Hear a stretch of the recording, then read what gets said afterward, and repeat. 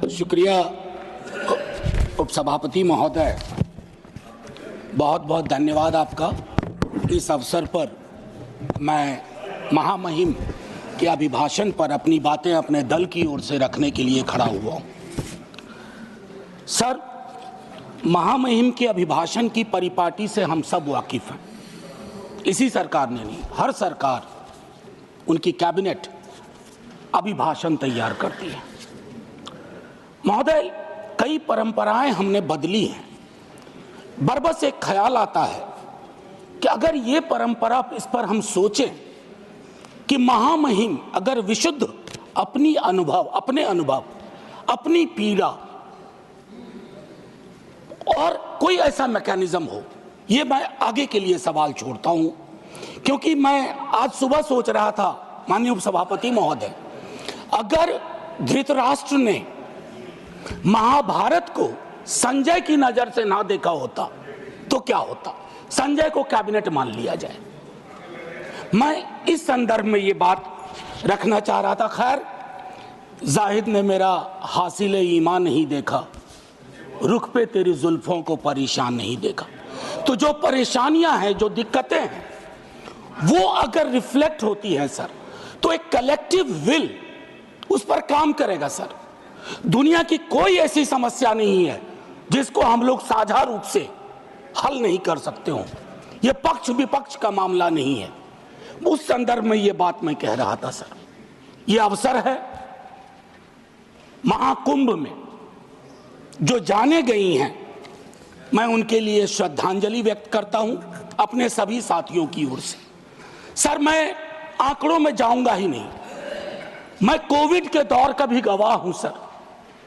कितनी लाशें अनअटेंडेड चली गई सर। अति साधारण लोग हैं ये। जिंदगी में डिग्निटी चाहिए सर, संविधान भी कहता है, लेकिन मौत में उससे बड़ी डिग्निटी चाहिए। अगर हम डिग्निफाइड डेथ नहीं इंश्योर कर पा रहे हैं सर, तो ये हमारे सामूहिक विफलता है सर। क्या आंकड़े की बात करूं? मैं जानता हूं, मुझे फोन आते हैं, आपको भी आते होंगे, कि फलनवा वो गया है, कोई खबर नहीं लग रही है, फोन नहीं लग रहा है। वो व्यग्रता, वो चिंता सर तब बढ़ जाती है ना, जब 17 घंटे तक कोई आधिकारिक पुष्टि नहीं होती है, तो अफवाह फैलती है सर। और अफवाह फर्दर स्टैम्पीड को जन्म देती है। 2-3 जगह हो जाते हैं। और मैं क्या कहूं सर, मैं सोच रहा था कल जब बातचीत शुरू हुई, खड़गे साहब बोल रहे थे, बाकी लोग, मैं सोचा कि इतनी देर में नेहरू जी नहीं आए, तो नेहरू जी भी आ गए। 54 के कुंभ का जिक्र हुआ संभवतः कि इतने लोग मारे गए थे सर। ये लाशों के आंकड़े पे तेरा वाला मेरा वाला, ये लोग कितने चोटिल होते होंगे समझिए सर। मैं आपके माध्यम से ये कहना चाहता हूं। और एक और चीज सर, इसके लिए भी मैंने, माननीय नड्डा साहब थे उस दिन, ऑल पार्टी मीटिंग में प्रहलाद जी भी थे, मैंने एक बात कही थी सर, इस देश में धर्मांधता और धार्मिकता का फर्क मिटता जा रहा है। धार्मिक देश है हम, हजारों साल से धर्मांधता नई चीज है। डेली देखो, हर घंटे कोई बाबा आ रहे हैं, उनसे भिड़ने के लिए किसी मौलाना को भिड़ा दिया, वो ग्रह नक्षत्र देख के बता रहे हैं कभी नहीं नहाया तो कोई पाप नहीं धुलेगा। सर, ये परिपाटी संविधान के दृष्टिकोण से भी बंद होनी चाहिए।